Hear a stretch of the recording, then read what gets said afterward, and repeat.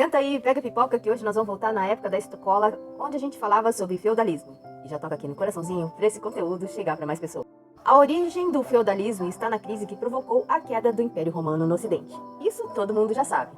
Os colonatos surgiram no século III por conta da crise econômica provocada pela falta de escravizados nas invasões germânicas. Os romanos abandonaram as cidades e migraram para o campo, com o objetivo de encontrar proteção e trabalho. E, em poucas palavras, os colonatos eram as pessoas que encontravam abrigo no campo e trabalhavam para o seu senhor. O surgimento dos reinos germânicos no século V contribuiu para aprofundar o processo de ruralização europeia. Além desse movimento, a saída das cidades para o campo, o enfraquecimento do poder político contribuiu para o surgimento do feudalismo. Sociedades feudal. Uma das causas da queda do Império Romano do Ocidente foi a invasão bárbara. Os povos estavam fora dos limites do grande império e atravessavam suas fronteiras e adentravam no território, alcançando Roma. A capital do império foi saqueada pelos bárbaros. Essa ação violenta e a destruição do Império Romano fizeram com que os moradores da cidade fugissem para o campo e em busca de proteção e trabalho. Essa transição entre a queda do Império Romano ocorreria no século IV a.C. e no início da Idade Média.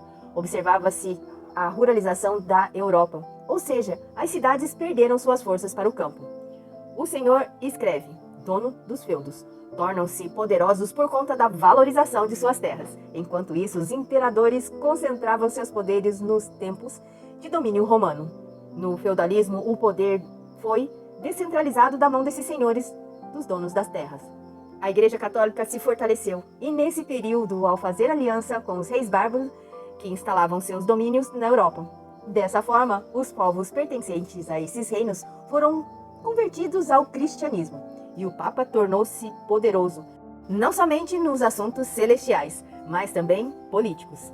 Iniciava-se a tradição e se estendeu até o século XIX, dos papas coroarem novos reis, uma cerimônia que marcava a aproximação da igreja com o poder político.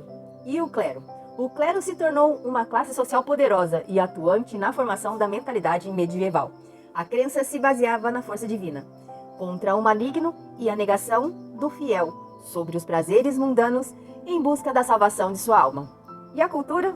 A cultura clássica ficou guardada nos mosteiros para ser preservada das invasões. E os monges copistas tiveram um papel importante na produção desses escritos. A ruralização europeia promoveu o fortalecimento dos nobres, a nobreza, e era formada pelos senhores feudais, por cavaleiros que garantiam a segurança dos feudos e por outros donos de terra. Nessa classe social se desenvolveu a fidelidade entre suzeranos e vassalos.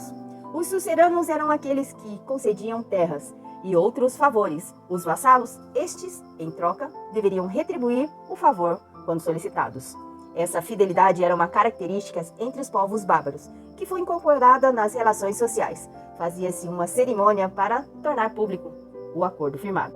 Ao contrário da Idade Antiga, quando a mão de obra era escravizada durante o período medieval, a mão de obra era servil. O servo eram a maioria da população e originários aqueles que fugiram das invasões bárbaras e se abrigaram nos feudos, em troca de moradia e proteção. Os feudos trabalhavam para os senhores feudais para a sobrevivência. Eles mesmos e suas famílias, eles cabiam inúmeras exigências e cobrança entre os usos dos utensílios pertencentes aos senhores feudais, a entrega de parte da produção, dízimo para a igreja. A sociedade feudal rural, estruturada nos feudos, a minoria que estava no topo da pirâmide social, nobles e clero, era sustentada pela classe maior, tamanho e única que trabalhavam, a dos servos. Era uma sociedade estamental que não permitia a mobilidade social. E conforme dito da época, existem aqueles nobres que rezaram, o clero, e aqueles que trabalham, os servos. Fecha aspas. Economia feudal. A economia durante a Idade Média era basicamente agrária, e o que não significava que o comércio tenha desaparecido. Durante a Antiguidade Clássica, o mar Mediterrâneo foi o principal local do comércio marítimo, com a expansão árabe a partir do século VII e depois de Cristo. Durante a Antiguidade Clássica, o mar Mediterrâneo foi o principal local do comércio marítimo, com a expansão árabe a partir do século VII depois de Cristo. O Mediterrâneo foi conquistado por esse povo, e os europeus ocidentais não tinham alternativa a não ser a agricultura. Além disso, com a fuga das cidades para o campo, a terra valorizou. A prática agrícola exigia cuidado com a terra. Para isso, os servos trabalhavam nela, utilizavam instrumentos como o arado e a força dos animais domésticos. Uma técnica para manter a fertilidade sobre o solo era a rotação de terras. Enquanto uma porção do terreno era utilizada, a outra porção ficava de repouso e era utilizada na plantação seguinte. Entretanto, a utilização anteriormente ficava de repouso. Com isso, aumentou-se a produção e, consequentemente, a população. Política feudal. No início do período medieval, os reis germânicos tentaram manter a unidade territorial do Império Romano. Os reis germânicos eram chefes políticos e militares, pois atuavam na frente dos soldados no momento da guerra. O poder secular estava ligado ao poder religioso. Por isso, a Igreja Católica tinha grande influência na política medieval. Com a queda do Império Catilíngio, a unidade territorial se fez e o poder se descentralizou entre os senhores feudais. Cada feudo se autogovernava, estabelecendo sua própria política. E a concessão de terras nós vamos ver no próximo capítulo. Curte, comenta e compartilha. E se gosta de conteúdos como esse e é novo por aqui, me segue para mais.